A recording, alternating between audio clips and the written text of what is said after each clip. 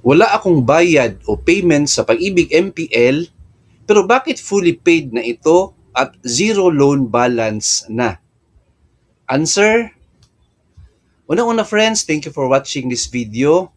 Ito po ay ika-881 YouTube video natin sa channel po.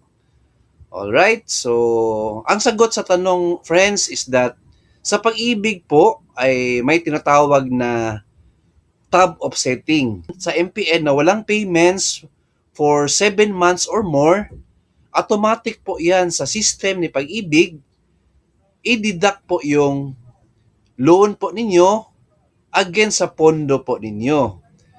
So nakunan po ng pondo yung Pag-ibig contributions ninyo for the payment of your loan balance.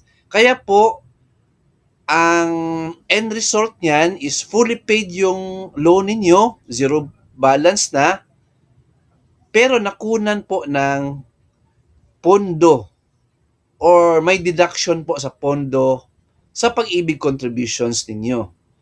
Yan po ang tawag na tab offsetting.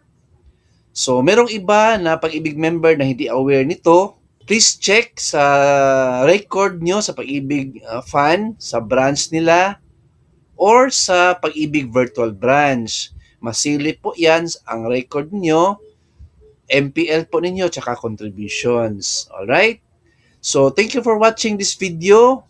Lahat ng mga concern, issue, and tanong about Pag-ibig Fan, bigyan po natin ng kasagutan sa channel po natin. Alright?